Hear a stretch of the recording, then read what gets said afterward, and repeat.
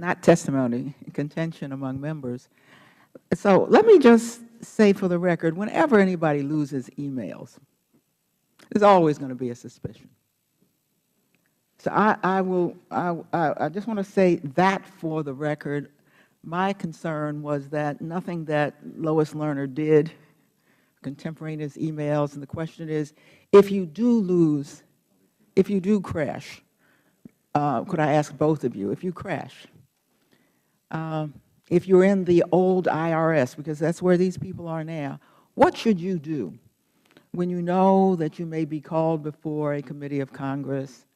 What should you do when they tell you they couldn't retrieve your emails? What precautions should you take?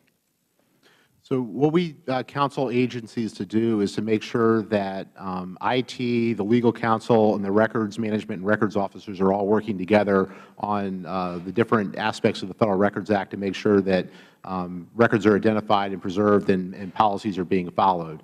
If there were a crash of an individual's hard drive. And apparently there have been a great number of crashes. Yes.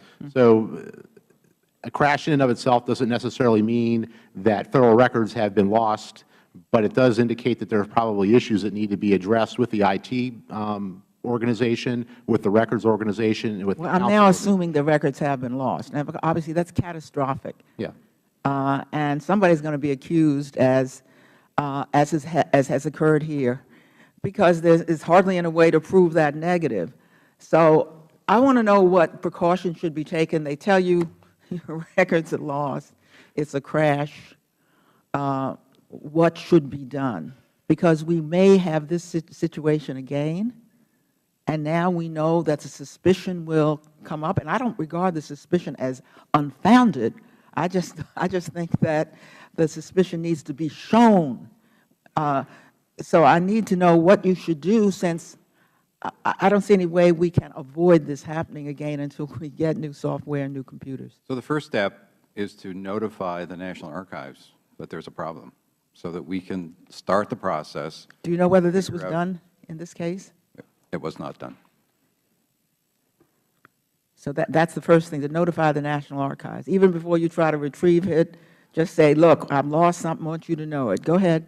And we would, as we did in this case, when we found out, write a letter to the records manager there. When did you find out in this case? We found out when you did. That letter to Senators Biden and Hatch. And we submitted our letter 3 days later. So what's the point of notifying you, just for credibility's sake? Is that it? Well, no, because we're demanding that they investigate and report back to us in 30 days what's the situation. So yeah, of course they were already doing that. So it must be for more than that. I mean, they weren't just sitting there. This is the first indication we had that there was a problem. So we snap into action when we're notified. But you were convinced that they were already trying to do that. Well, what was going on at the time, it was clear that activity was going on. What was not clear to me until that letter appeared was that there were emails that potentially were not able to be reproduced and were lost. And that's the difference for us. There's a lot of activities that go on across the government every day to recover, crashed hard drives or other kinds of IT issues. But it becomes a serious concern of ours when it becomes increasingly clear that records may have been lost, and that's when we do get into action. Well, I think. Yes, sir. Go ahead. If the I was lady going to generally say, goes up. when it becomes clear, I mean, it either is clear or not clear. It can't be increasingly clear. Someone has to look, and it may take some time. At the end of that search, then you can conclude it's lost or not lost. You can answer if you would. I actually wanted to make a couple of points related to this, if it was okay. Sure. When an individual in an agency should be working with their records officer to make sure that they're managing their records within the official record-keeping system. I am not familiar with too many official record-keeping systems that entail saving records on a hard drive to maintain them. You would do that for access purposes or reference purposes or things like that, but not as an official record-keeping system. So part of what we would counsel agencies to do is be in contact with your records officer, be in contact with your IT staff, be in contact with your counsel, so when these issues happen, you can figure out what needs to be done from a Federal Records Act perspective. Going forward with the directive and having agencies manage email in automated ways by the end of 2016 and pursuing capstone and other sorts of policy ideas that we have promulgated with the directive, we anticipate a day where we'll be able to remove human intervention from this sort of activity, and then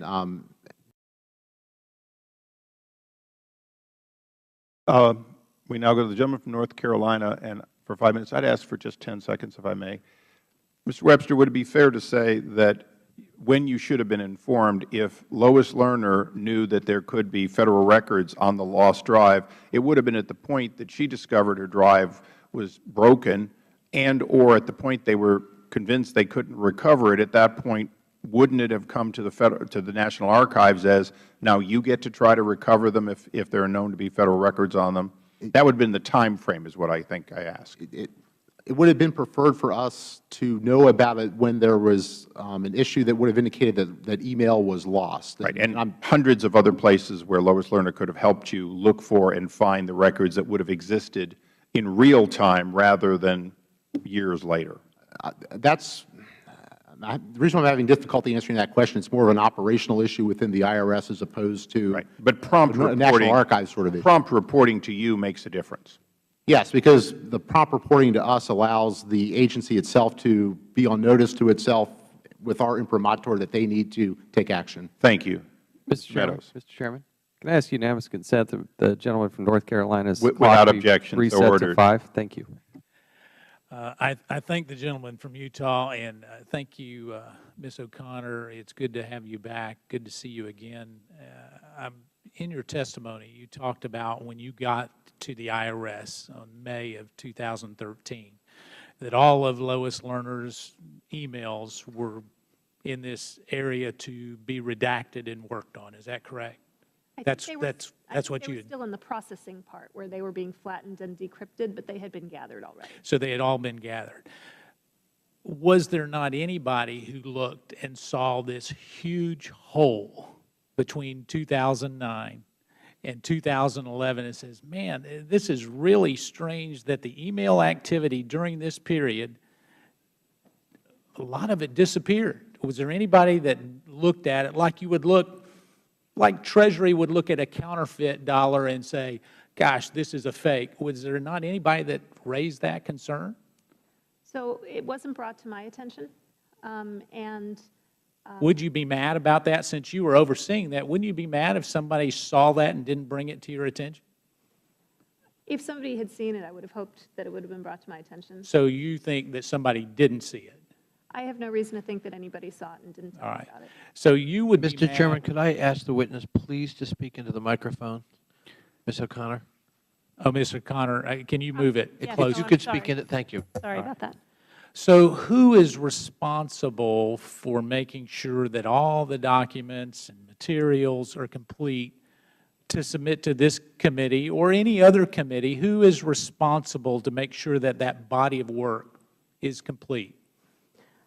I think it's probably the head of whichever agency has been asked for And this. so we just trust them to make sure that it's complete. So there's no real oversight within the IRS to make sure that what we get is complete. I mean, within the IRS, we had a whole number of different layers of sort of quality checking to make sure that the materials that were being reviewed were appropriately redacted and were then produced. But there was no, all those layers, there was really nobody that was there saying, well, we've got everything we need. The thing that I think is challenging about the situation is that I believe that the people who collected all of Ms. Lerner's material most likely believed they had it all because they got successfully what was on her hard drive. I think the missing piece was not knowing that there had been a crash. So when they looked at, and they were going back to 2009, they didn't see that there was a whole big hole of where all of a sudden the email volume picked up in June or of 2011 when she got her new hard drive. They wouldn't have seen just this unbelievable anomaly of additional emails. So nobody brought it to my attention, and I Okay, didn't. so let me go on a little bit further, because here's the bombshell in all of this. every one of us have been counting on the TIGTA report for a chronological of who knows what when. Over 65% of what they reported were solely based on emails. So if we have a whole lot of emails that are missing, wouldn't that suggest that the whole TIGTA timeframe is at best incomplete? So one of the things that I think is important in this is that my understanding is what the IRS has done is provided all the emails But to that's and from after, others. that's after the TIGTA report. During the TIGTA report, what they reported, because this is new since then, wouldn't you agree that at best it is incomplete? Yes or no? You're a smart person. I've dealt with you before. Yes or no, wouldn't you agree that it would be incomplete?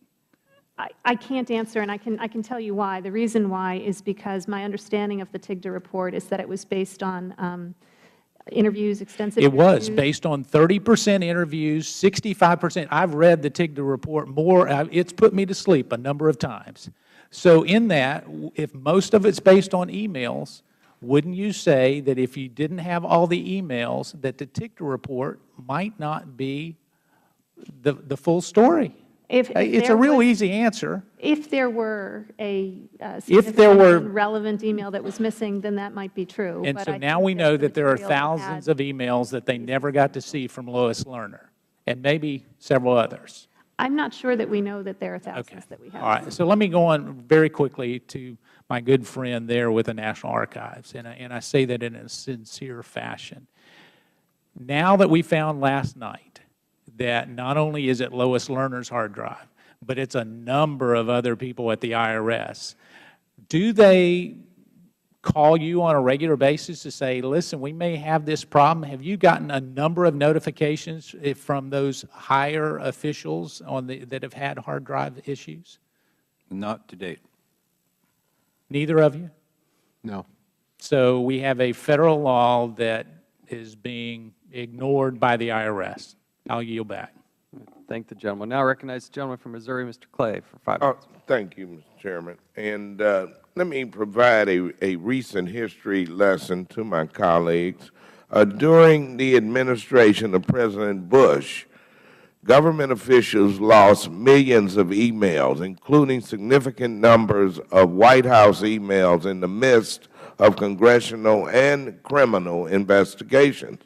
In one instance, the Bush administration lost nearly 5 million emails related to various White House matters under investigation by Congress. At the time, a White House spokesman stated, quote, "We screwed up and we're trying to fix it."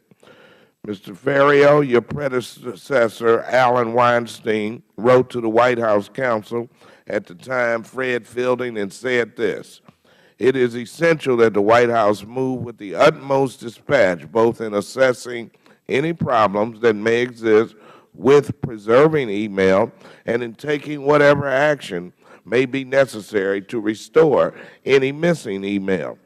Those Bush-era documents were also pertinent to criminal and congressional investigations. In 2006, Special Prosecutor Patrick Fitzgerald hit a roadblock when emails relating to the Valerie Plame leak investigation went missing. Fitzgerald explained, and I quote, "Not all email of the Office of the Vice President and the Executive Office of the President for certain time periods in 2003 was preserved through the normal archiving process on the White House computer system. In 2009, the Department of Justice investigated a so-called torture memo, but one key Bush administration official's relevant emails had been, quote, deleted and reportedly were not recoverable."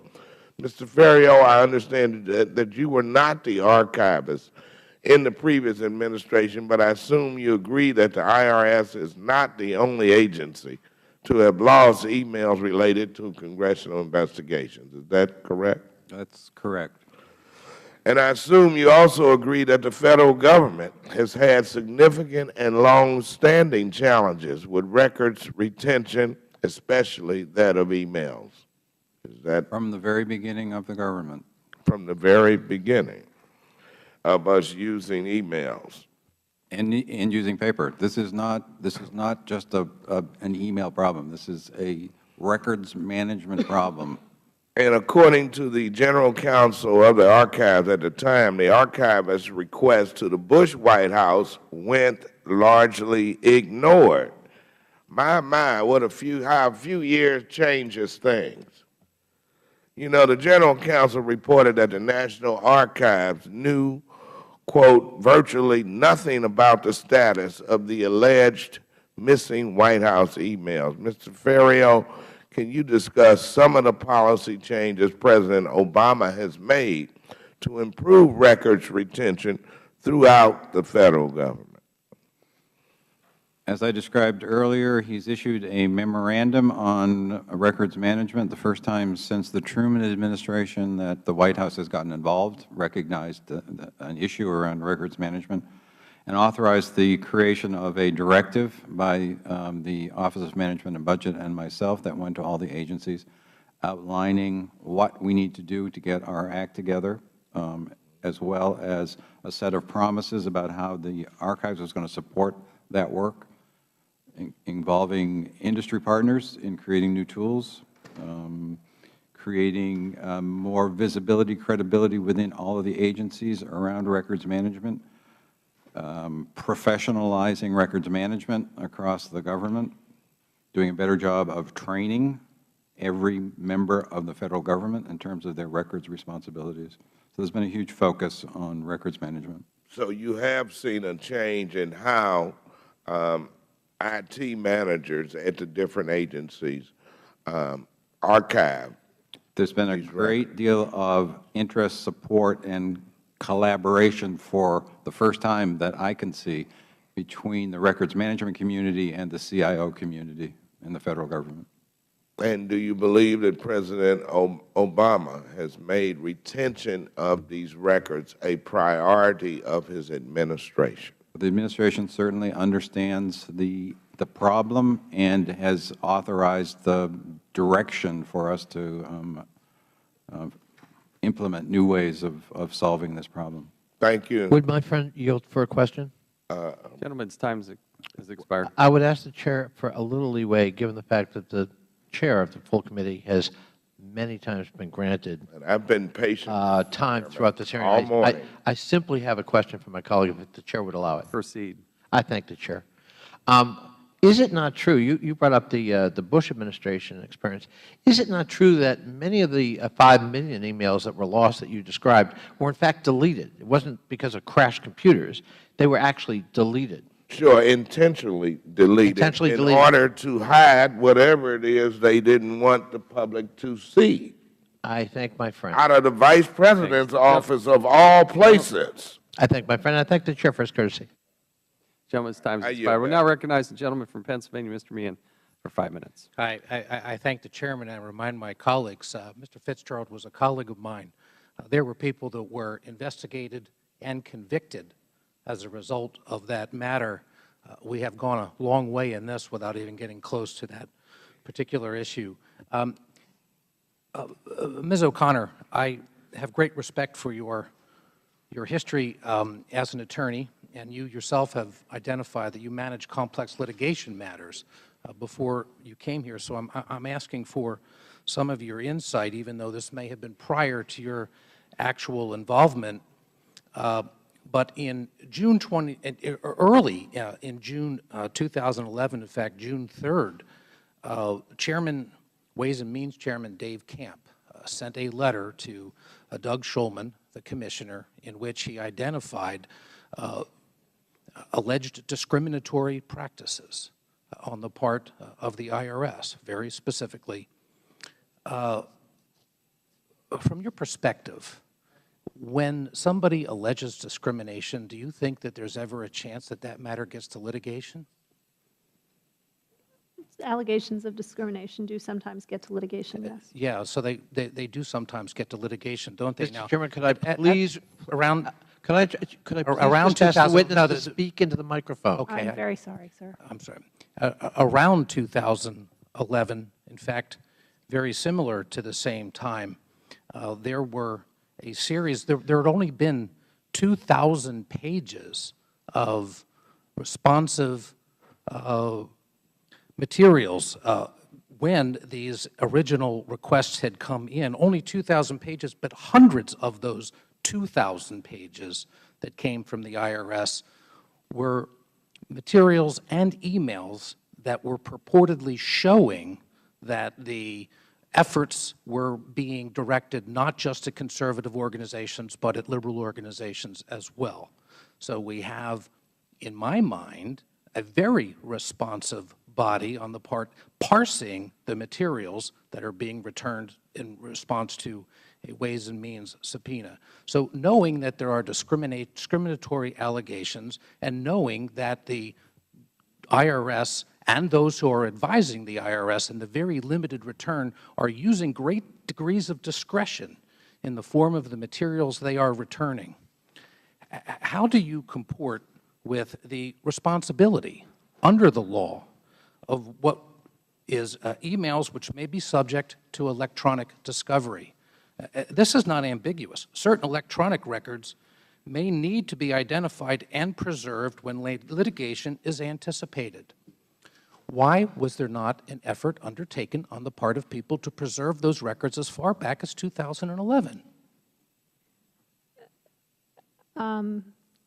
Which records in particular? The records of Lois Lerner, and she was advised in January of 2011 very specifically that her communications were potentially the subject of discriminatory practices. And by your own admission, there is a recognition that those emails may be subject to litigation by the requirements in preparation for litigation. As an attorney, I used to receive those. You are required to maintain those. Why weren't those emails retained in 2011 when she had noticed that she was potentially subject to discriminatory practices? I don't know. I wasn't at the agency then. Well, I do have a question about that, and that's one of the problems, because it appears that that also happens to be just the same time frame, within weeks in June 2011 that 7 people from IRS had their computers crash. Pardon me for being suspicious about the timing. Now, in terms of response, and response to emails that have actually been sent to us here, well, I'm sorry, my time has expired. I had one more follow-up question, but I'm not going to be able to get to it. You still have 15 seconds. Go ahead.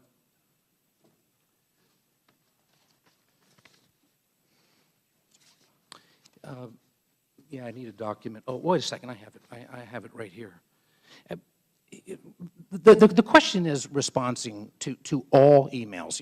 There have been numerous requests from this committee and others for all of Lois Lerner's emails. And yet, in a letter that just came only probably a week or two ago, we have the IRS telling us that fulfilling the request would require that you go beyond the search terms that were originally loaded for review. So let me ask, why are there search terms for emails when every email is being requested? And this is only weeks ago that we're finding this response. What is ambiguous about every Lerner email? So I believe all of the, I don't know if it's all, but many of the pieces of correspondence that accompanied the documents that were produced referred to the fact that they were produced according to the terms that we had talked with your staff and other staffs about, the committee staff. I mean, there were 4 different committees doing investigations. We met with all 4 staffs, asked them to provide search terms. The staff of this committee provided many of those terms. But you're saying it was their responsibility. gentleman- What's ambiguous about the word all? gentleman's time, sorry, the gentleman's time has expired. You may complete your answer, Ms. The reason that in any large document production, search terms are applied is that it enables the people who are seeking the material to get what they want faster. That's the reason for the use of search terms. Gentleman from Virginia, Mr. Conley is now recognized for 5 I minutes. thank the Chair. Mr. Ferriero, there are 90,000 employees in the IRS. Is that correct, to your knowledge? To the best of my knowledge, How many of them have computers? I have no idea. Mr. Wester, any guess? I do not have one either. Do you know how many computers? We had testimony last night from Commissioner Koskinen. So far this year, and it's only June, 3,000 IRS computers have already crashed. Were you aware of that fact? From the testimony last night, yes. So that's a pretty high percentage. Well, let's assume therefore, if we stay on that trajectory, we're going to have 12,000 computers crash in the IRS alone, right? If you double the number? Excuse me, 6,000. 6,000. That's a pretty high percentage every year of, if you assume 90,000 computers, the maximum number. That's a lot. My friend from Pennsylvania sees some conspiracy. It's just coincidental that right after her computer crash, Lois Lerner, 7 people in Cincinnati go rogue on us and create bolos that seem to be nefarious. But the fact of the matter is there's no evidence that because of one thing happening in Cincinnati, it is related. I mean, that's a logical fallacy that is taught in law schools and in logic courses. The two are not necessarily related. In fact, there's no evidence the two are related unless one wants to treat Lois Lerner's computer crashing as a unique event in the IRS, which is indisputably not true. Would you agree with that, Mr. Ferriero? I agree with that. And this isn't unique to the IRS, is it? I mean, we're dealing with an aging set of IT investments in the Federal Government because we don't keep up with investment. The Chairman and I, Chairman Issa, have introduced a bill, FITARA, the Federal Information Technology Acquisition Reform Act, a mouthful, otherwise known as Issa Connolly, which, thank God, is being marked up this week in the Senate, passed the House 3 times unanimously. And it is designed to try to upgrade our investments. We spend $82 billion a year in IT investments. $20 billion at least is inefficiently used for just maintenance of legacy systems. That's got to be of enormous concern. And if Congress wants to do something about it, wouldn't it be a wise thing to try to make some prudent and targeted investments, Mr. Ferriero, so we're not dealing with this kind of issue? It sure would, and you'd have a lot of friends in both the CIO and records management community if this gets passed. Right. Now, I heard you say earlier that the Federal Records Act requires print and save as the policy. And I misspoke. It doesn't, that language is actually not in the law, but that's the guidance that many agencies are following. All right. So based on that law, some guidance was issued that says, at least for now, print and save. I assume the reason for that guidance is because with antiquated systems, we don't want to take the risk of backup that could crash. Well, actually, the guidance came before electronic mail was even. Oh, so we haven't even updated it. That's right. Right. That's right. Yes, the guidance issue precedes the IT problem. Well, Lord Almighty. Which is why EMPA is very important to get that passed. Yeah. By the way, why not use the cloud? I mean, our legislation would consolidate data centers throughout the Federal family. Why not move to the cloud? Do you have security concerns, Mr. Ferriero, with respect to the cloud, such that we shouldn't do that as an alternative to paper backup? We are using the cloud in the National Archives. We're using a Federal cloud. Because we heard from Mr. Koskinen last night that he was a little concerned about security, and I understand that concern, but one could make the argument, especially after the Lois Lerner computer crash, that actually security might be better in the cloud, in the private sector managed cloud, than frankly relying on these old, cranky, obsolete, hard-to-maintain systems in the Federal Government. Mr. Wester? I would say that the 6103 issues that were brought up last night are very serious concerns, and we have them as well for IRS records that we work with the IRS to maintain and provide access to. But your point is well taken that, and it's actually one of the items within the directive to move the Federal Government to the cloud and ensure that as the agencies move to the cloud, that effective records management policies and practices are implemented. I just want to say, Mr. Chairman, in closing, and I thank the Chair for his indulgence, I understand some who want to pursue a conspiracy theory and try to use an isolated, well, not such an isolated event, the crash of a computer at IRS, and ascribe to it all kinds of nefarious reasons. I prefer to say, from an IT perspective, frankly, unfortunately, this is par for the course. This is what happens when we allow the degradation of our IT investments throughout the Federal Government, and I don't know how we can be surprised. And the fact that there were 3,000 computer crashes already this year in one agency, the IRS, I think makes the point that sadly what happened to Lois Lerner's computer is hardly unique. I thank the Chair. Thank the gentleman. Now recognize the gentleman from South Carolina, Mr. Gowdy, for 5 minutes. Thank you, Mr. Chairman. Mr. Archivist, I want to thank you again for coming to South Carolina. You were and remain a big hit with everyone who had a chance to hear you, and I've had a number of people ask that you come back to South Carolina and that I not come back to South Carolina. So with respect to the retention of documents, can you give us, not as an expert, just 35,000-foot level, why is it important that we as a republic retain documents? So the American people can, that the American people can hold their government accountable, so that they can see for themselves how decisions were made, so that they can learn themselves from the original documents about our history. Right. There strikes me that there's a historical component, there's a constitutional component, so you can have checks on the separation of powers, and there's also a legal component. And you were gracious enough to brag about not being a lawyer earlier. We have an expert lawyer sitting beside you, so I'm going to ask Ms. O'Connor what spoliation of evidence is. So I encountered that once in a case, and what happened was that after the case had begun, somebody who worked for one of the parties, without realizing the material was supposed to have been kept, destroyed it, burned it is what happened, and then it wasn't available for the trial. And right, and from an evidentiary standpoint, what happens? There's a presumption that whatever you destroyed or altered would not have been good for you, right? So the judge had to go through an effort of evaluating whether or not there should be a negative inference from that. Well, the jury can decide that. The judge decides whether or not to charge that, but the jury ultimately determines whether or not to draw that inference.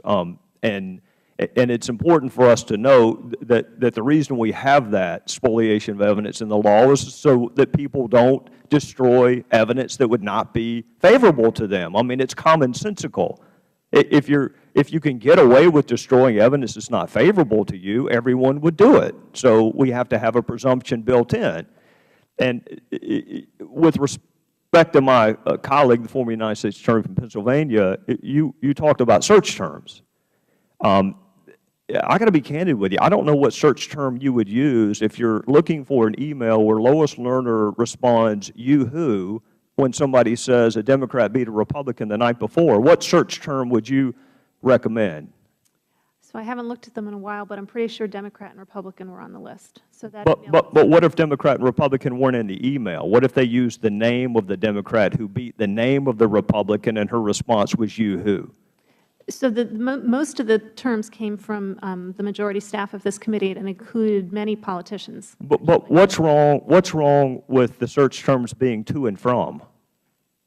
Well, that would get you everything. Right. That's my point. The purpose of reducing the amount to review in order to get But why? Why reduce it? If you want access to all of the information, if you want access to all of the truth, why are you reducing the search terms?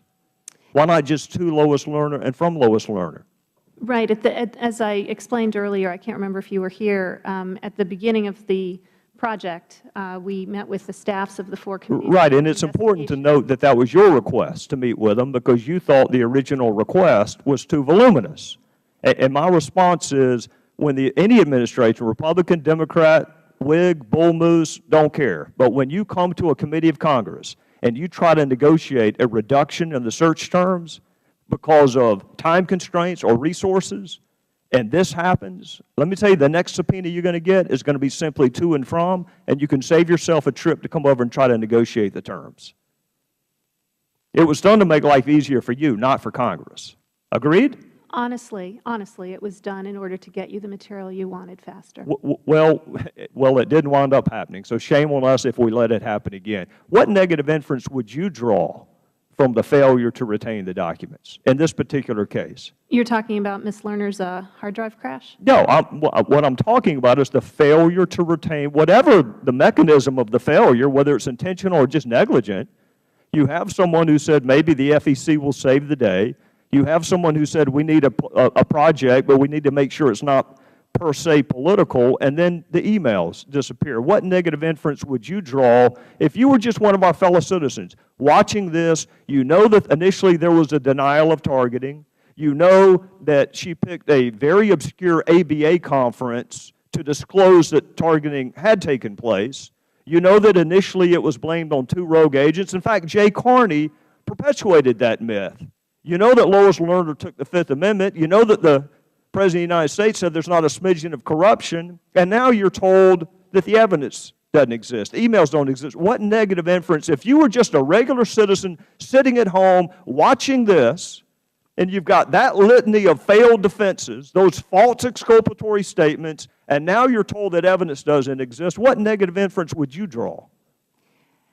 One of the things that I found instructive in the material that became public in the last week was that Ms. Lerner had sent her hard drive to the Criminal Investigative Unit for them to attempt to recover it.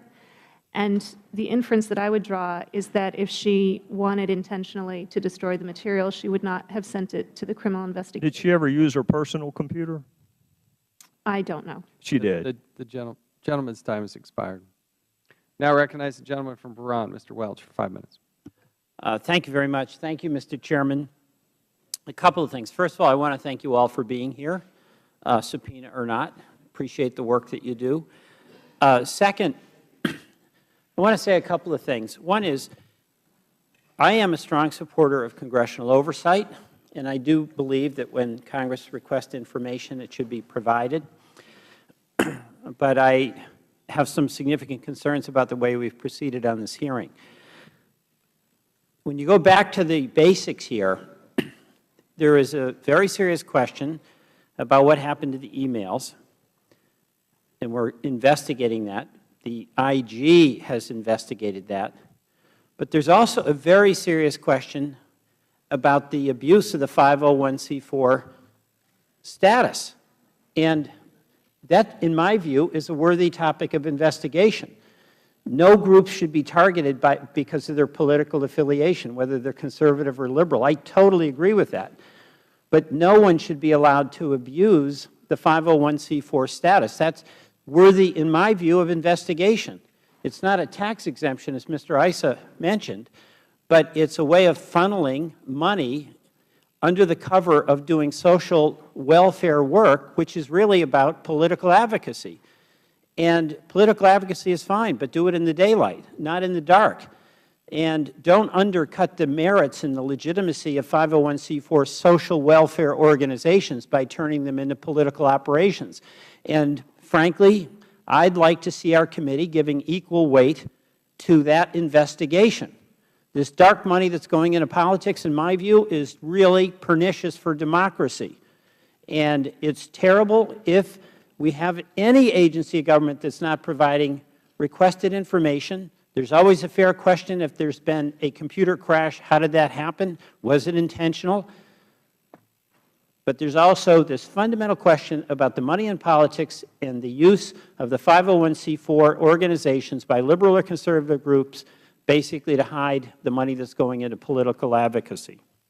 The second thing, Mr. Chairman, is that, yes, we have to examine these questions, but I do not think that jumping to conclusions and assuming the worst possible interpretation is a way to, A, give respect to folks who dedicate their lives to public service, whether it's in the IRS or any other agency, and B, any way to educate the American people about what the problems may be in an organization, because the whole point of accuse first and examine facts second is to attack the very legitimacy of the organization that's being investigated.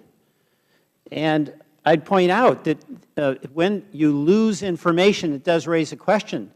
But I know Mr. Isar, Chairman, during the Bush administration, had to explain that oftentimes that can happen with computers.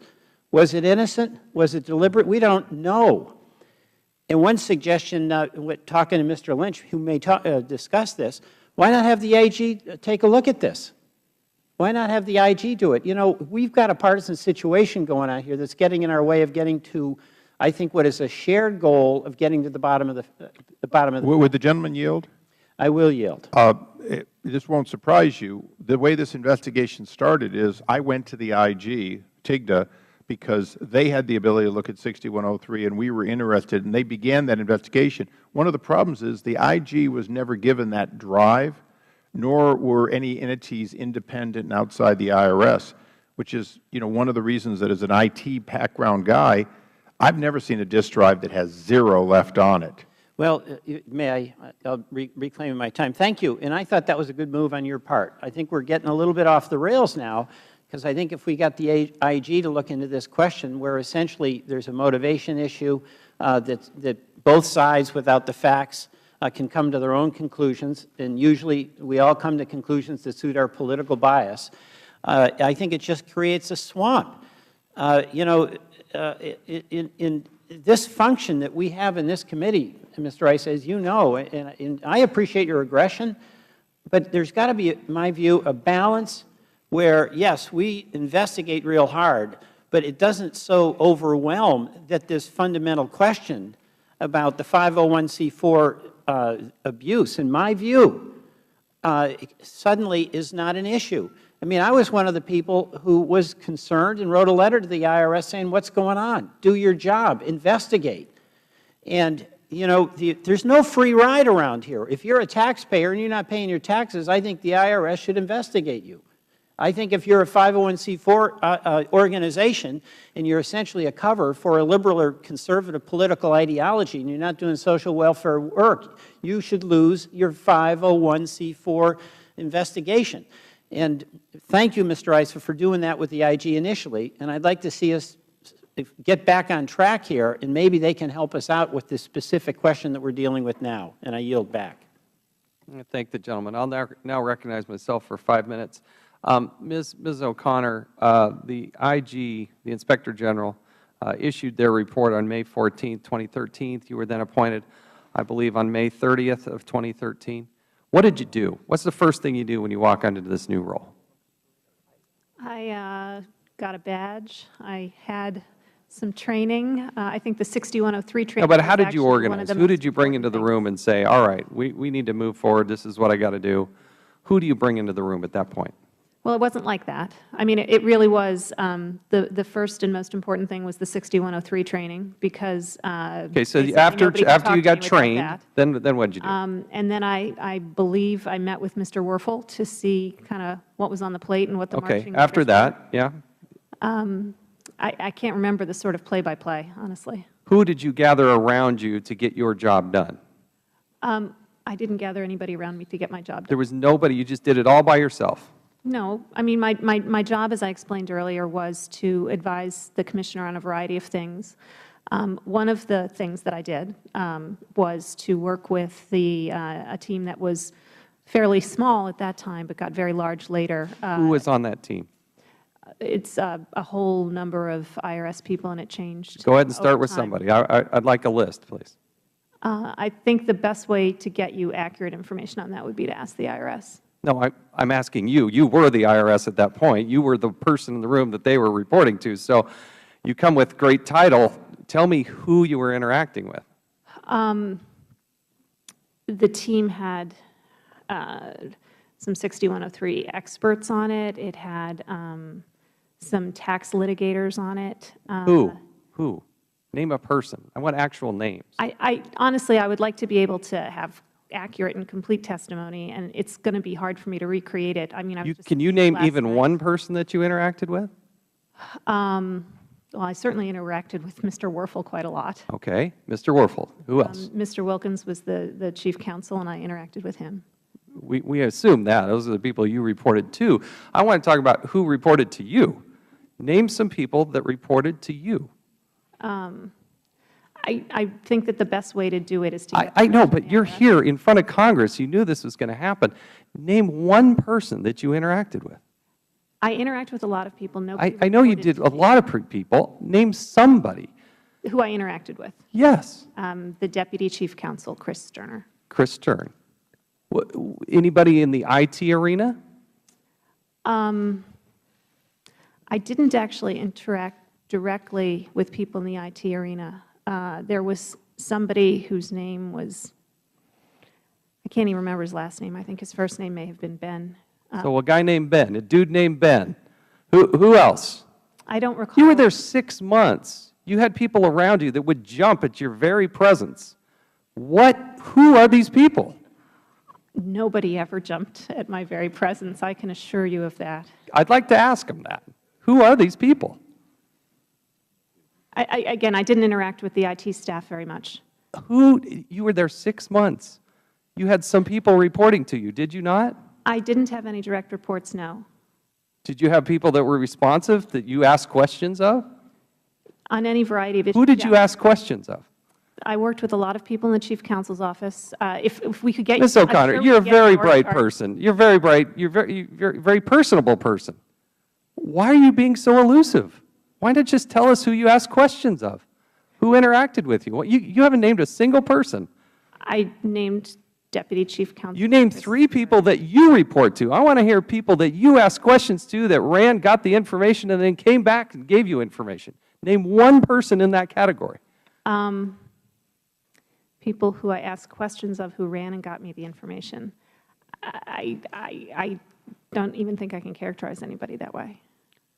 Do you ever ask anybody in the IRS to provide you information? Sure, yes. Give me one example. In the tax-exempt organization, the person who replaced Ms. Lerner, whose name is Ken Corbin, was somebody who I would call to ask for information about how the unit was working and Okay, there's information one. questions about How many that sort of thing. people do you think you asked information of? Probably a lot of people. Can you name more than one? I've named a couple now. Why are you being so elusive? I'm not being elusive. I haven't been there for a How long while. would it take you to get that information and provide that information to me? The IRS can provide that information to you. Why can't you provide that information? Because I'm not there anymore, and I don't have any records from when I was there. Mr. Chairman, Yes. you know, I think you may be unfair to the witness. The fact is that last night the Commissioner could not remember 60 days ago who told him about the importance of losing those documents. Last night he could not narrow 60 days, less than 60 days ago, within 30 days when he was told. I think that, in fact, the ability to remember at the IRS is simply limited. Do you know Thomas Kane? I do. Who's that? I think his title was Associate Deputy Chief Counsel. And you did interact with him. I did. I think my time's expired here, and in deference to what this committee does, I can't believe that you're not more candid with us and just telling us who you interacted with. A simple, easy question. It's hard to believe that it took 5 minutes to try to extract out a dude named Ben and one other person. I yield back.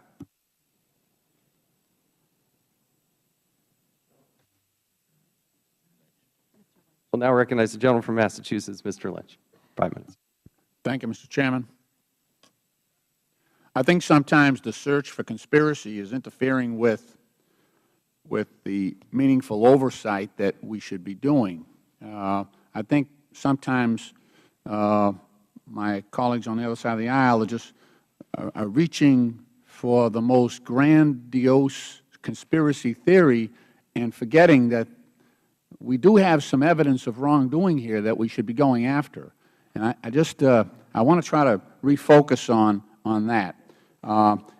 In spite of all the conspiracy allegations, there is some evidence here before us, and I've been hearing from some of my colleagues on this side of the aisle that there's no evidence of wrongdoing. And look, I'm not here to make excuses for the IRS. I'm not here to protect the IRS or to downplay what they've done here. But let me try to refocus here. There was serious wrongdoing on the part of the IRS here. There's evidence that they used improper search terms. They used quote unquote Tea Party search terms, Patriot search terms. If you had a complaint in your file about government spending or taxation, or if your case file in applying for 501c4 status included statements that criticized how the government was run, the IRS targeted you. The IRS also asked for inappropriate information. They asked for the names of donors. They asked for the list of issues that the applicant cared about and what their positions were on those issues. They asked whether the applicant or officer intended to run for office. They asked the political affiliation of the applicant for the 501c4. Now, Ms. O'Connor, are you aware, I know you weren't at the IRS when this analysis was going on, but you went there later, and also I think you might have been in on some of the interviews we had with some witnesses from the IRS. Are you aware of an IRS BOLO, be on the lookout, listing for groups with progressive in their name? Yes. Okay. Are you aware of evidence that the IRS employees treated progressive organizations in a similar manner as conservative groups? Certain, yes. Okay. I ask unanimous consent. We actually have a report here of the IRS entitled, "Inappropriate Criteria Were Used to Identify Tax Applicants for Review." And we also have a letter here from Acting Commissioner Werfel that indicates the progressive groups that were also targeted. I ask unanimous consent that they be entered into the record. Without objection, so ordered. I would also ask unanimous consent to enter the report from the majority staff debunking the myth that the IRS targeted progressives. My information is more recent and is completely accurate, and it includes a disavowal by the Inspector General of your report, which he testified in. I would stand behind the accuracy of this report as well. I'm just saying we're going to enter this in the record, and you're going to enter yours in the record. And okay. Let them fight it out. All right. Thank you. All right. The IRS subsequently released information that the IRS targeted Emerge America, Acorn affiliated group. Now, look, I'm not saying this to mitigate the wrongdoing or the misconduct of the IRS. This makes it worse. It makes it worse that the IRS was actually violating the constitutional rights of progressive groups and conservative groups. This is wrongdoing.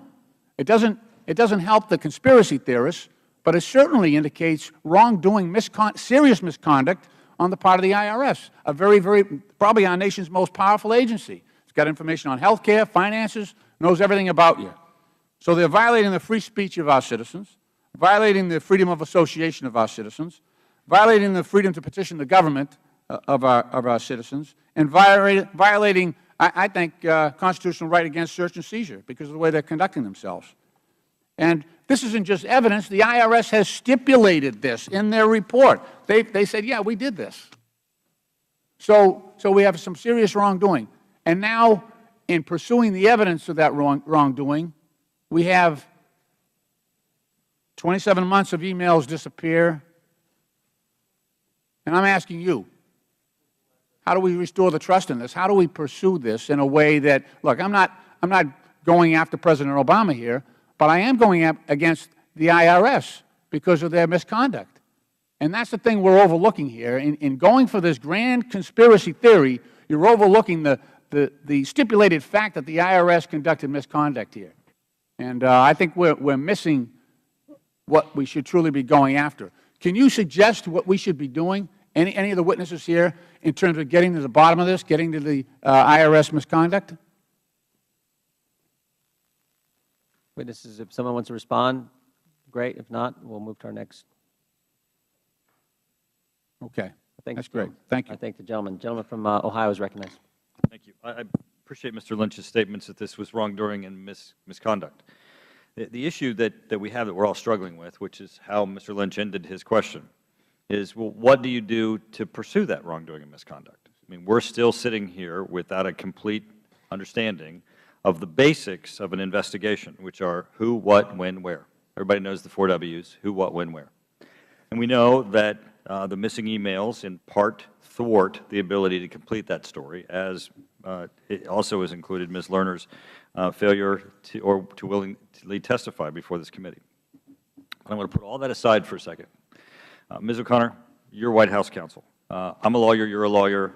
I want to step away from the IRS problem and investigation for a minute and just have a comparative discussion, because I think in the responses there may be some misunderstanding with respect to the independent, the Treasury Inspector General for Tax Administration, and I'd like to talk to you a minute about their powers.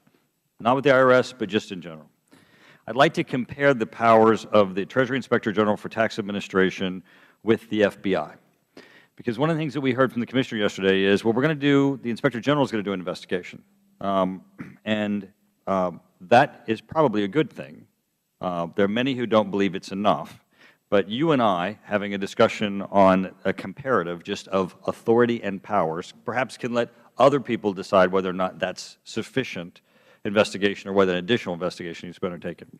So let's just talk about the Inspector General and the FBI. The Inspector General's mission statement is that they were established under the IRS Restructuring and Reform Act to provide independent oversight of IRS activities. They promote the economy, efficiency, and effectiveness in the administration of the Internal Revenue laws. It is committed to the prevention and detection of fraud, waste, and abuse within the IRS. The Department of Justice says the FBI includes upholding and enforcing criminal laws of the United States. Pretty big distinction. So let's go down with some of those powers, because the FBI is involved in criminal investigations, and the Inspector General is involved in internal investigations in the FBI, excuse me, in the IRS. We give them different powers. Let's go over some of those. Now, the Inspector General does not have the ability to compel people to testify outside of the IRS. Isn't that correct? I believe that's correct. The FBI does, correct? Yes. Yes. So when the Inspector General undertakes an investigation of the IRS, they're only going to be able to interview those people that are there. Only the people at the IRS are the only ones that they can compel to testify. If there's somebody outside the IRS who may have been involved or have information about it, the Inspector General falls short, doesn't have the ability to do that. They can't even do that with respect to contractors. So when people say the IG is doing an investigation, it's not the same. Let's go to another one. The IG doesn't have the ability to arrest anybody, right? So I want to be helpful, but I'm not an expert in the IG Act. Well, you know the I'm IG not cannot go and arrest to. someone, right? You're a lawyer, I'm a lawyer, Ms. O'Connor, you know this. You're the White House General Counsel. They wouldn't hire you unless you knew this basic. The 5 things I'm going to ask you are real basic, simple comparatives. The IG cannot go arrest someone, right? I trust what you're saying, but I haven't reviewed the IG Act. I actually Well, we both know the FBI can, correct? Yes. Okay, excellent. Warrants. The IG does not have an ability to execute a warrant. The FBI does. So the difference here is that the FBI can go seize things where the Inspector General has to request them, like we do, and ask for things to be delivered to them. So the FBI can actually go in and take hard drives and take materials that could lead them to an investigation. The IG is in a responsive or requesting mode. A subpoena power. Again, the IG has that, but only of Treasury employees. The FBI, as you'll agree, the FBI can subpoena anybody who's relevant to the investigation, right? Yes. Okay. So the issue that we have here is when people say, well, we are doing an investigation, the IG is doing an investigation, you and I can agree it's not the same type of investigation the FBI would do. And the FBI's mission is enforcing the criminal laws of the United States. And as you know, and as Mr. Lynch was saying, the concern that people have of this wrongdoing and misconduct is that perhaps a law was broken. Now, if you're going to do a criminal investigation, wouldn't you agree that the FBI is the one that should be doing a criminal investigation versus the IG? So And I'm not talking about the IRS, just in general. Just come with me on the issue of just in general. If you have a criminal investigation and you're the White House counsel, Ms. O'Connor, do you assign that to an Inspector General or do you assign that to the FBI? Where would you put that as an attorney? My understanding of the situation here is that. No, we're not in the situation here. I'm saying if there's a criminal matter and you're assigning it, do you assign it to an IG or the FBI? Come on, you can give me this one. You would give it to the FBI, right? I recall when I was at the IRS that the IG had a number of deputies, one of whom was his deputy for investigations. They seem to be very hardworking. I'm certain they're incredibly competent people, but by law, they're limited in their investigative powers, and the scope that they're given of their mission is not the scope we gave the FBI. We don't need 5 FBIs. So wouldn't you agree that if there's a criminal matter, you wouldn't choose the IG, you'd choose the FBI? If the matter is what happened to a laptop within the. No, I'm not asking your opinion on this matter, just criminal. I'll tell you what, it belongs in the FBI. The IG has very limited powers. They should not be the sole source of this investigative authority. Thank you. I thank the gentleman. Mr. Davis is recognized for 5 minutes. Thank you very much, Mr. Chairman. Ms. O'Connor, let me continue with the focus of your work during your tenure at the IRS, because supposedly that's the reason you were subpoenaed to testify here today. When were you hired by the Internal Revenue Service? May 30th of 2013. And it is my understanding that you had a role in assisting Acting Commissioner Werfel in complying with the numerous congressional investigations into IRS employees' handling of applications for tax-exempt status. Is that correct? Yes. And according to an August 2nd, 2013 letter from Mr. Werfel to this committee, and that would be back when you were still there, the Internal Revenue Service went to extraordinary lengths to cooperate with Congress. The letter explains that the IRS dedicated, and I quote, more than 100 employees who are working diligently to gather documents, review them, and protects the taxpayer's specific information in them as required by law. Is that correct? And if so, that you have a role in setting up that process? I had a role in advising and helping the people who were engaged in that process. Yes. Well, thank you. Then, Mr. Chairman, I would ask unanimous consent to enter this August 2nd, 2013 IRS letter into the record. Without objection, so ordered. Thank you. Ms. O'Connor, when the IRS set up the process, what was the goal?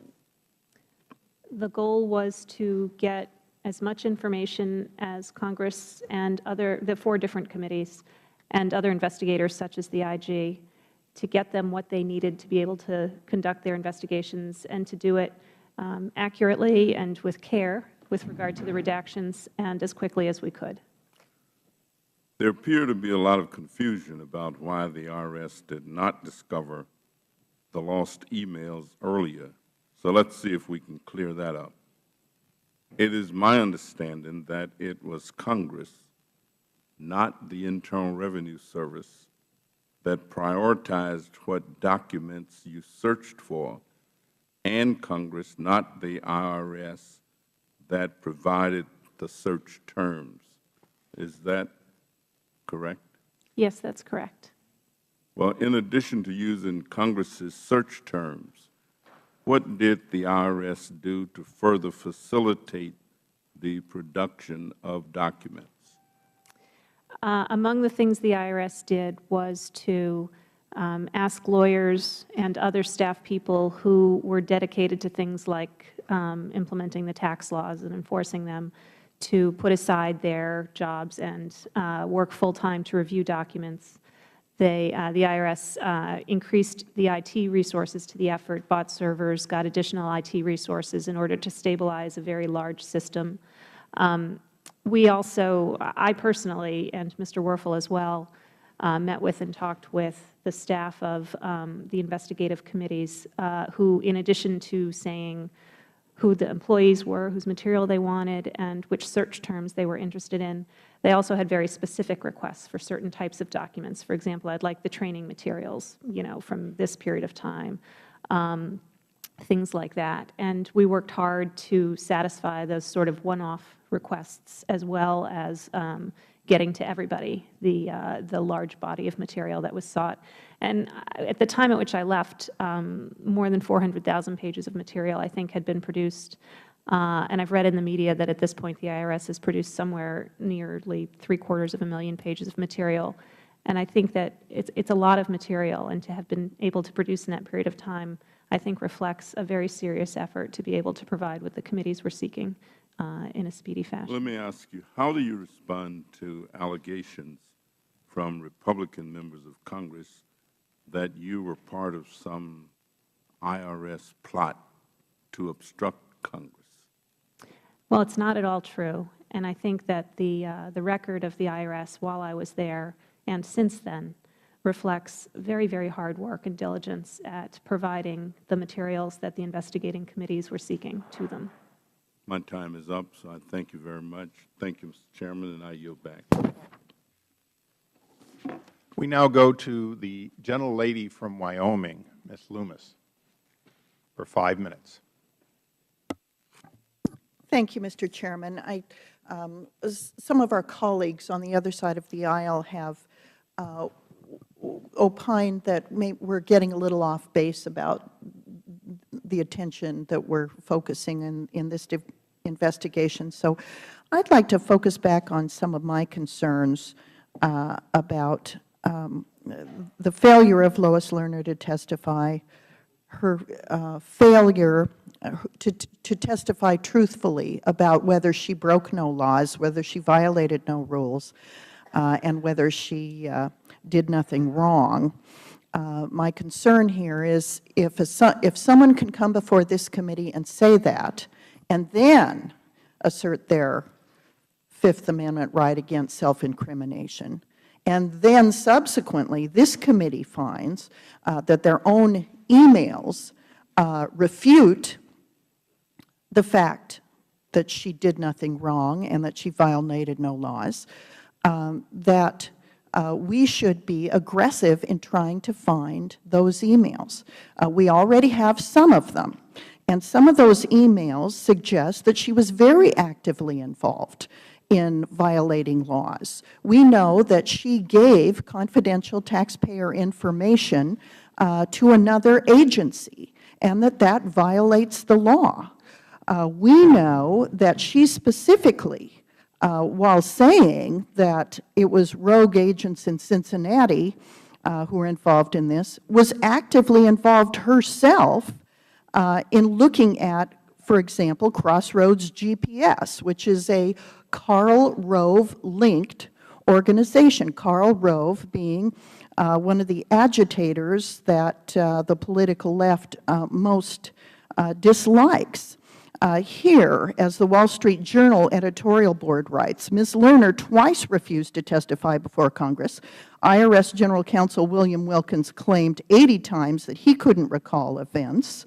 And subsequently it goes on to explain that the most troubling new evidence are documents showing that Ms. Lerner actively corresponded with liberal campaign finance group Democracy 21 and the Campaign Legal Center, which had asked the IRS to investigate if conservative groups, including Crossroads GPS, were violating their tax-exempt status.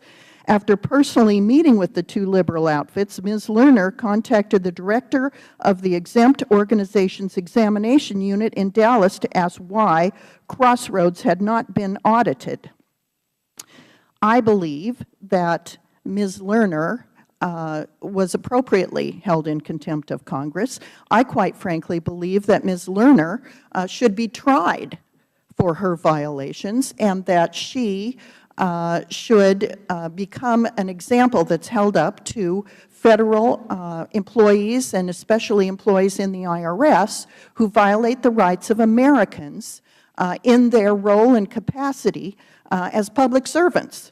And that is why I'm interested in knowing why her emails are not, all of her emails are not available. That's why I want to know why we find out just now that her email crashed. So I believe that this investigation is on the right track. It's perfectly legitimate, and I'm of the opinion that this inquiry is well placed. You know, every single night, the University of Wyoming backs up every email for the entire state of Wyoming, and every night the state of Wyoming backs up every email for the University of Wyoming, along with their own. So they not only have a backup system, they back up each other. So there's a redundant backup system for all of the emails in the Wyoming state government and the University of Wyoming, because they're reciprocating with each other. Why that kind of thing isn't happening in an agency like the IRS, where people are relying on the veracity of what's going on there to get consistent, clear rules and regs interpretation, guidance to taxpayers, and fair treatment of the people of this country, is beyond me. Now, here's my question. Ms. O'Connor, during your time so far in the White House, have you been aware of any instances of the White House reviewing documents requested by Congress under the guise of White House equities? As I explained earlier, and I'm not sure if you were here yet, I came today to be able to answer questions about my time in the IRS, the 6 months that I was there, which is what the Chairman's letter to me said that this hearing would be about. And so I'm not prepared to talk about my, my other experiences today. Now, if we were to subpoena you and ask you to talk about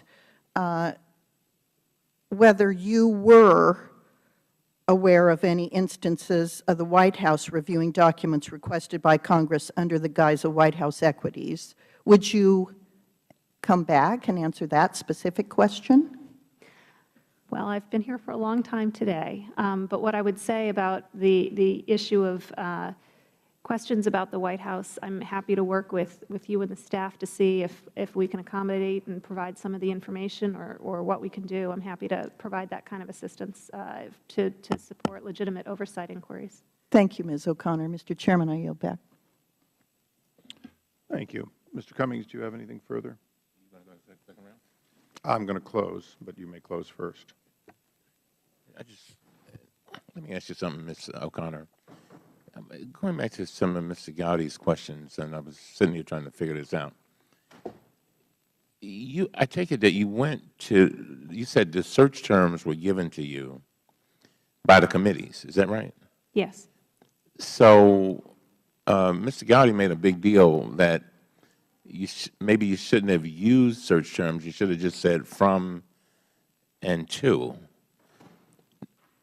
I assume, and correct me if I'm wrong, I take it that what you were trying to do, you all were trying to do, was to get the relevant documents out first? Is that how that works? In other words, because you had the 6103 issues, you had to go through the documents. So I take it that, how did it come about that you even got the committees to even be giving you search terms? You follow what I'm saying? I do. The volume of material, what I recall was there were 82 or 83 employees, and the way the IRS went about collecting their material was just to pull all of their emails that were on whatever computer they had, and from employee to employee, that was massive. And because of 6103, which is the law that requires the IRS to protect taxpayer information, and therefore in this instance to redact taxpayer information, every scrap of that information would have to be reviewed before it's produced.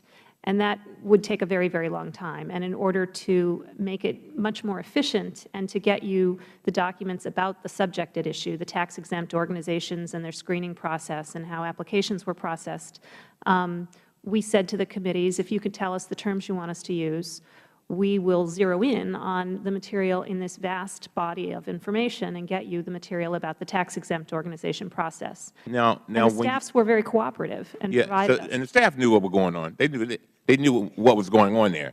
And you were trying to get the information out as fast as you could that the committees wanted. Is that right? Yes. Now, so when you get that information, you get, let's say, for example, you use the search terms, you call out the search term emails, what happens with the ones that are left? In other words, so you're trying to get them out, but you still got some left that might very well have information in them that the committee would be interested in. And a lot has been made of making sure that we got all the emails. So what happens then? Do they go back then and look at those? You follow what I'm saying? So when I left the IRS, we were still producing the rolling productions of documents that had been called through the search term process. And I don't know, other than from what I've seen in the media, what exactly they did after I left. But my understanding, just from what I've read, is that they pulled at least Ms. Lerner's, and I don't know if other people's, from the initial set that hadn't hit the search terms in order to provide them to the committees. But do you know whether that was the plan to go back and pick up the ones that you may not have gotten at the beginning? You follow me? After the search term, the initial search term? At the point at which I left, which was midstream, the plan was to continue complying with the subpoenas. A lot of the decisions were being made just sort of day-to-day what's next, but the intent was to continue to comply with the subpoena. No, thank you. Mr. Ferriero, you know, this whole thing of 2,000 computers crashing, we're in trouble, aren't we? I mean, in IRS, 2,000 so far this year. As I said earlier, the state of technology in the Federal Government is not where it should be. But that's a lightweight description. Sounds like we're in the dark ages. And I'm not trying to be funny. If you've got computers crashing 2,000 and we only half a year, and there was something that was entered into the record not long ago about services for repair of computers, the services not being needed, and apparently it said something about not delivered. There's one thing to have the money. It's another thing to spend the money effectively and efficiently. I mean, from what you've seen, are we spending the money effectively and efficiently in these various agencies, including IRS, or do we need to do something differently? I think we're on the right track. We have, for the first time, the CIO Council and the Records Management Council working together on solutions. We've engaged the industry in developing new tools to help the agencies do their work more efficiently. So we're on the right track. And from what I just heard about your support for increased funding for IT, that makes me very optimistic. I want to thank you all for being here. Thank you, Mr. Thank you. I now want to correct the record as best I can. I know Mr. Lynch will not agree with this, but he cited a number of reports, August 19, 2013, and a follow-up report. And I just want to make it clear, our comprehensive staff report of April 7, 2014, debunking the myth that the IRS targeted progressive groups, stands for itself, and it comes after these earlier questions. I know none of you are here for the core question Mr. Chairman? No, I'll let you go. Go ahead. It's my time. For the core questions of who was targeted. So we're going to leave that aside, and we'll let the report speak for itself. I think the paper record is fine. I actually asked the witness, though, Mr. Chairman. I derived that information from the witness using the documents there. I wasn't relying on the documents alone. I had independent, reassurance from the witness what the document indicated. That's why I used it. From Ms. O'Connor? Ms. O'Connor, yes. Somebody who had absolutely nothing to do with the underlying investigation? No, she was actually there when the witnesses from the IRS came forward and said that they had targeted progressive groups. That was her testimony. Okay, I'll reset the time. Ask unanimous consent. I start over then. Ms. O'Connor, what is your independent knowledge that progressive groups were targeted and treated unfairly by the people in Cincinnati, Lois Lerner, or others in Washington? So I now can't remember the exact question, but No, that's my question. The BOLO spreadsheets had progressive and other terms on them that reflected progressive organizations. Isn't it true they had the couple of terms that might have done it in another section, and when they looked for reconstituted Acorn, that was a criminal enterprise, that was an entity that went out of business because it was found to have committed crimes? So is that really the same as looking at all Tea Party patriots?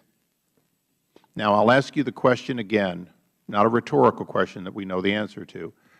What treatment are you aware of to any progressive group that gave them unfair questions, hauled them over the coals as to who their donors were, whether anyone in their organization intended to run for political offices, or any of that treatment that has been specified as what conservative groups went through? What is your knowledge of that?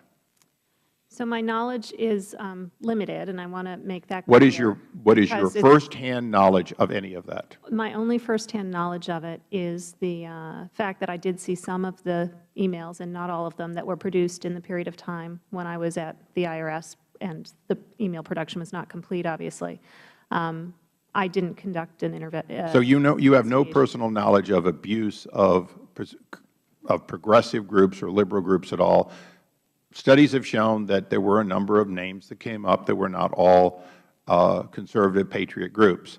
But the unfair treatment of these groups, the 2 years and more of withholding their approval, granting them neither a yes nor a no, do you have any knowledge of that treatment or mistreatment occurring to any progressive left-leaning group?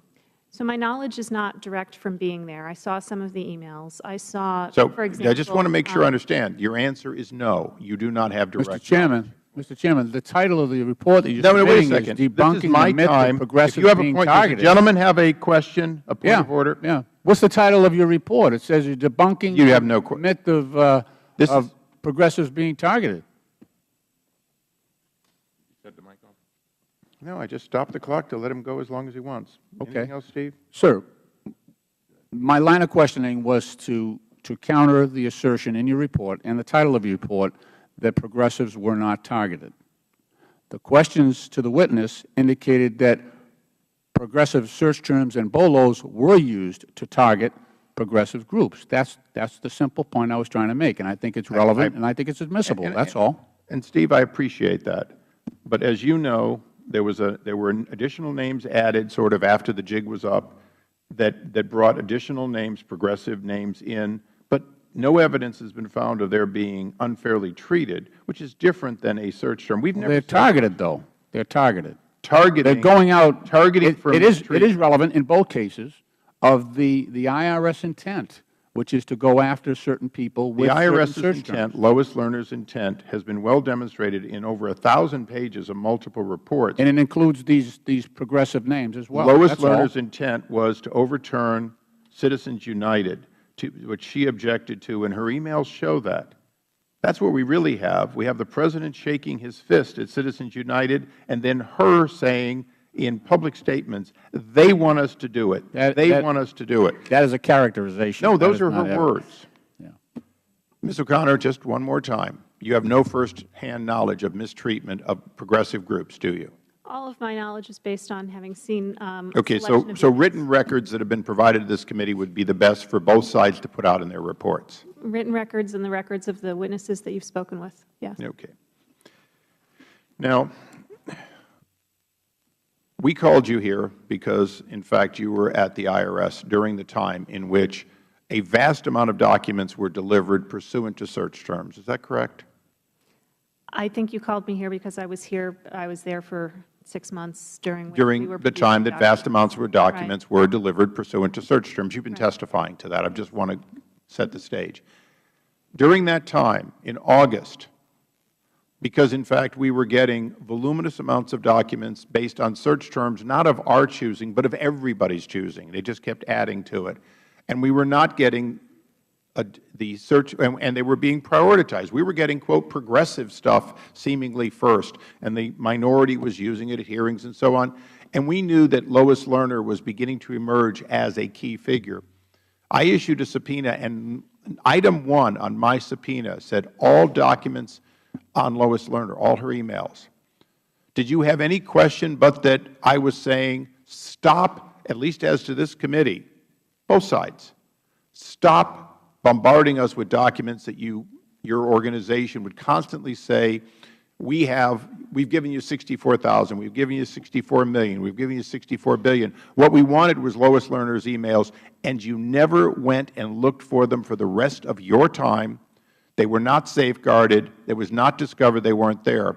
We asked for Lois Lerner because she became a person of interest for being the center of the unfair treatment and the deliberate effort to overturn Citizens United using the power of the IRS. So we issued a subpoena. That subpoena was very clear, and we reissued it in February. We wanted all her emails. Well, the IRS continued to, as you said it, slowly go through these search terms, right, and deliver other documents first. You've testified to that today. They delivered other documents first, even after our subpoena was issued. Your subpoena asked for a number of things. It asked for, and we made it very clear in testimony and in communication, we wanted all her emails. I understand that. The subpoena was much broader than that, and all the material that the IRS continued to produce was responsive to your subpoena as well as to the other committees. And I know it's a question of frustrating first. that there were many committees that were investigating, but there were. And Right, the and I'm IRS just going to was in a close with position of something having that I want to make balance sure. a lot of demands. Yes, I want to make sure one thing, since you were at the IRS. You said 4 committees. There's really 2 committees times 2 Congress, 2 sides of the Capitol. There's us and our Senate co-partners. There's the Ways and Means and Senate Finance. Senate Finance and Ways and Means have the ability to see all documents unredacted, right? Yes. Did you, in fact, as soon as you got a printout, just send it to them in bulk? No. No.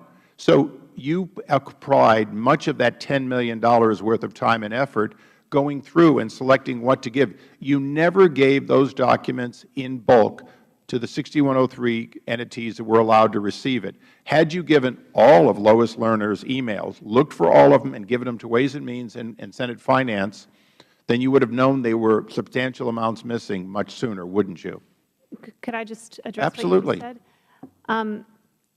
The reason that even the committees that can receive the 6103 information didn't just get massive quantities of anybody's emails is because from the beginning of the investigation, their request letters were specific. They wanted certain kinds of material. They wanted training materials. They wanted BOLO lists. They wanted emails to and from this person or to and from that person. There was a lot of very specific material, and even your subpoena, I think, identified a number of different witnesses that you wanted, and I don't believe it said only give us the first one first.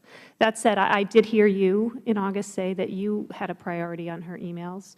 I think I heard Mr. Jordan say that Mr. Wilkins was a priority for him. I mean, there's a lot of competing demands, and the IRS tried to balance all of that. It was really a challenge. I think at the end of the day, a lot of information has been provided, and I gather, I completely understand that it's frustrating to not get, the stuff that you wanted first, but I will say that they were doing their best to try to get a lot of material to a lot of requesters. Mr. Lynch, did you have anything? Mr. Davis? Then I'll close with no further questions, other than a short comment. I've spent almost 30 years in business. I've gone from non-networks to PC networks to Novell networks to Microsoft networks. I've gone through Lotus Notes and Exchange servers. I've gone through a lot of technology. Today, my entire companies are run on an Amazon cloud. It backs up every day, and incrementally I can name any day for as far back as I want to go, the date, and they can restore in a very short period of time a functional copy so that I can search it. The tools exist at my former company, which is not a large company. It's a few $100 million. They exist to search the entire record of years' worth of millions of emails and millions of other factual events, invoices and the like, and do so compliant with Federal rules of discovery, because, in fact, the Federal rules of discovery do not tolerate you saying, here's paper, sort through it, or our dog ate it, or we destroy everything by simply not backing it up after 6 months. So as this committee, including Mr. Cummings, looks at holding the Federal Government and all agencies to a level, we will look to the Federal Government's own rules of discovery, the Federal Government's own rules of what we hold the private sector responsible for. I think for the archivist, Mr. Ferriero, there's no question that if we held ourselves to the same level that we hold corporate America for and the IRS holds them accountable for, we would get a very different result. The IRS, in fact, insists on direct transparency when they're doing an audit as to data and information. That's expected. And in fact, PricewaterhouseCoopers also insists on that. We have gone too long having excuses. We purge after 45 days. We purge after 6 months. We allow 90,000 disk drives that are unsupervised, including laptops, to download 6103 information and go home. Not too many years ago, we had one of the great scandals, millions of Social Security numbers of our veterans that were on a laptop that left. Reforms were insisted at that time to try to protect information. Very clearly, no one knows what was on Lois Lerner's laptop that entered and left as a portable, as I understand it, or any of these others. The protections that we expect the private sector to do, and we're handling a case right now where the FTC holds the private sector responsible if there's a loss of personal information. We don't hold ourselves responsible for.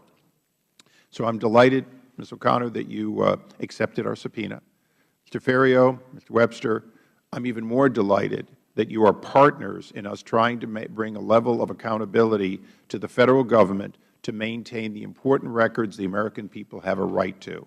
And I look forward to follow-up investigations and follow-up legislation, including portions of Mr. Cummings' bill, if we can find offsets for the cost of the bill, so that we can, in fact, bring up the standards of the Federal Government in accountability. Because the American people right now do not believe or trust that, in fact, we're getting the honest answer from the IRS. And much of it is based on not getting prompt answers to questions, but much of it is based on the systematic failure to retain documents for a period of time that the American people assume that documents will always be kept at. I want to thank you. I believe this panel was unique in that it really had people that you ordinarily wouldn't see next to each other, but it played well together for a problem we're dealing with, and Mr. Ferriero, Mr. Webster, for a problem we're going to deal with together for many years. I now recognize the Ranking Member. Thank you very much, Mr. Chairman. I just wanted to say, as I was listening to you, first of all, I thank you also for being here. And thank you, Mr. Chairman. I will be very brief. But, Ms. O'Connor, I know the IRS employees are watching this, and I want them to know that we appreciate their efforts. When I listened to what you were saying, the 4 committees and what you had to do, and these employees are working very, very hard. And I just want to thank them for what they do. And I know it gets kind of difficult sometimes, and I know you're no longer there, but you said they were working very, very long hours, hard hours, trying to deal with various priorities, getting all kinds of information from staff and trying to balance all of that. And I'm sure many of them have come under criticism, but I just want them to know on behalf of our nation, we appreciate them. Thank you. And there's always one more thing that arrives at the end of a hearing that gets into the record, and this one is for Mr. Cummings. H.R. 1234, his bill that's been mentioned several times, has a score by the Congressional Budget Office of only $15 million for the entire government, which says very clearly that, in fact, the $10 million claimed last night by the Commissioner would seem to be an excess cost compared to CBO's government-wide score in order to meet Mr. Cummings' legislative initiative. So I look forward to working with the Ranking Member to try, and Mr. Ferriero, to try to make this a reality. And I guarantee we'll find the $15 million. And with that, we stand in recess.